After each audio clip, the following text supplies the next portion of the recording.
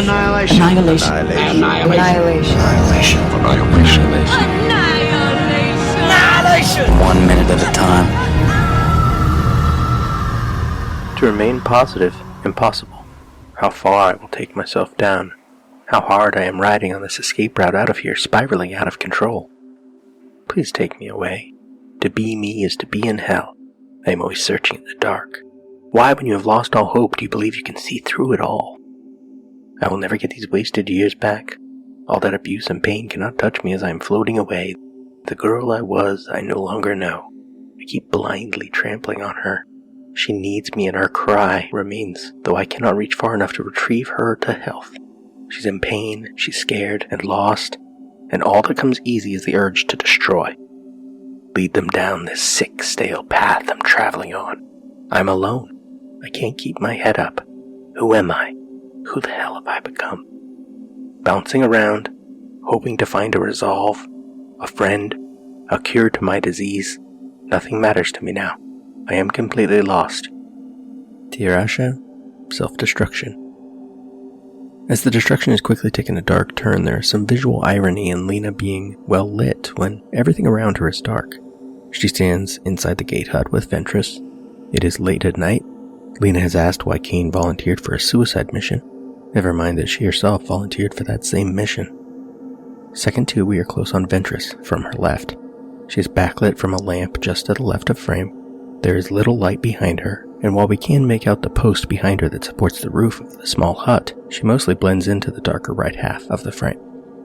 Dr. Ventress continued, almost none of us commit suicide. And almost all of us self-destruct. In some way, in some part of our lives. We drink, and we return to the angle on Lena. She looks down. Or we smoke. We destabilize the good job. Second 17 back to Ventress. Beat. Or the happy marriage. Smash cut to Lena, closer than before. Lena reacts, slowly looking up. The script says, uncertain whether this was targeted at her, but Portman plays this more like she is sure that Ventress chose that line deliberately in reference to her. Frederick Newman, MD, explains in Psychology Today, 1st January 2017, quote, some self-destructive behaviors are seemingly easy to explain. They feel good. Among these are the following. Drug use. Initially, the use of drugs is simply to feel, especially, although unreliably, good. Then later on, it is also to avoid the misery of withdrawal. Drug abusers know full well the consequences of their drug use, but they feel driven against their better judgment to continue their drug habit because it is very difficult to stop. Alcoholics are similarly motivated. Similar behaviors that seem at the moment pleasurable but are obviously destructive over the long run include compulsive gambling, philandering, petty thievery, overeating, smoking cigarettes, and so on. Why some people seem to engage in pleasurable but self-destructive behaviors when others do not is not so easily explained, but at least the behaviors themselves can be seen to be pleasurable.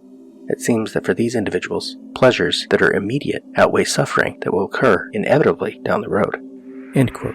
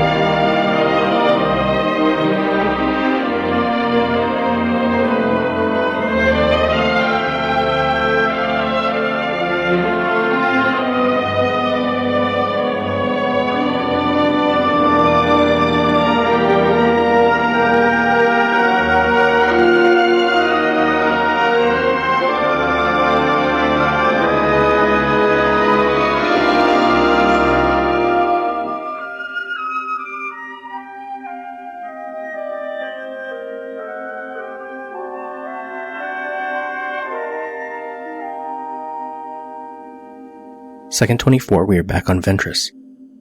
Dr. Ventress continued.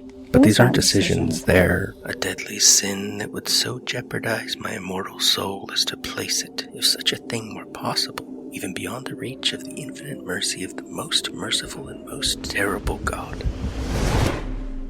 She looks away and taps the side of her cup in the middle of a gesture to find the right word.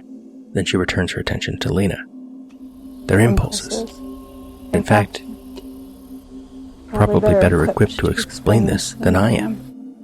On Lena as she reacts. Lena, shaking her head. What does that mean? Back to Ventress. Dr. Ventress, you're a biologist. Isn't self-destruction coded into us? Programmed into each cell? On Lena, slowly turning her head downward and away to the left. Silence. Mark Canada, professor of psychology, Indiana University, explains on Thrive Global, 10th January 2019. Quote, in 1988, psychologists Roy Baumeister and Stephen Scher identified three main types of self-defeating behavior: primary self-destruction, or behavior designed to harm the self; counterproductive behavior, which has good intentions but ends up being accidentally ineffective and self-destructive; and trade-off behavior, which is known to carry risks to the self but is judged to carry potential benefits that outweigh those risks. Think of drunk driving.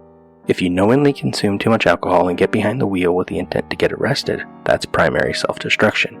If you drive drunk because you believe you're less intoxicated than your friend and, to your surprise, get arrested, that's counterproductive. And if you know you're too drunk to drive, but you drive anyway because the alternatives seem too burdensome, that's a trade-off. Baumeister and Scher's review concluded that primary self-destruction has actually rarely been demonstrated in scientific studies. Rather, the self-defeating behavior observed in such research is better categorized, in most cases, as trade-off behavior or counterproductive behavior. Freud's death drive would actually correspond most closely to counterproductive behavior. The urge toward destruction isn't consciously experienced. Finally, as psychologist Todd Heatherton has shown, the modern neuroscientific literature on self-destructive behavior most frequently focuses on the functioning of the prefrontal cortex, which is associated with planning, problem-solving, self-regulation, and judgment. When this part of the brain is underdeveloped or damaged, it can result in behavior that appears irrational and self-defeating. There are some more subtle differences in the development of this part of the brain. Some people simply find it easier than others to engage consistently in positive, goal-directed behavior. End quote.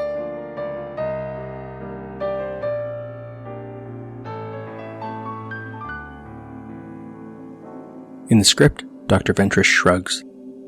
Dr. Ventress continued. So, the word hangs, and Lena is spared having to find a reply by a strange noise from somewhere in the darkness. The script is deliberate. A popping.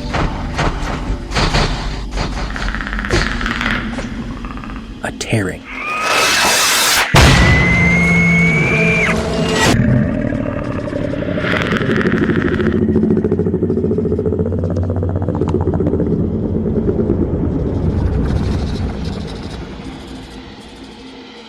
Not organic, metallic, surprisingly loud. In actuality, it sounds more simply like something large has hit itself against the nearby fence. The heads of the women flick round to the source of the noise. Lena, what was that? Dr. Ventress, don't know. Lena unslings her rifle and raises it. Camera pans right along with Lena moving past Ventress, who reacts much slower. Now, a low growl. And we smash cut second 51 to Shepard sitting up abruptly in her bedroll. She breathes. She listens. And then smash cut back to the hut, now angled opposite to the conversation before, but interestingly, the visual composition is close. Ventress remains in profile, lit on her front only. Lena, turned away from us now, is better lit. The lamp is visible next to Lena at the left edge of frame, and darkness fills the right half of frame. We have both mirrored and echoed the previous conversation's visual composition. Ventress retrieves her weapon now, and second 56 we reverse, in front of Lena as she lowers her rifle to raise night vision binoculars. And then we smash cut into the guard tower. Shepard is already out of bed and we only get a flash of the barrel of her rifle in silhouette as she leaves. Thorensen stirs, and time runs out for this minute.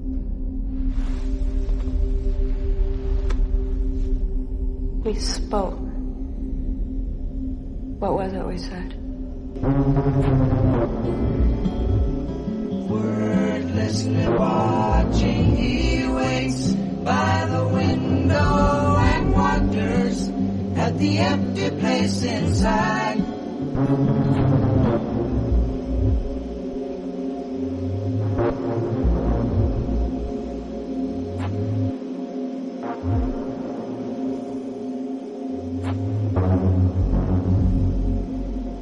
Annihilation is all we are. Annihilation.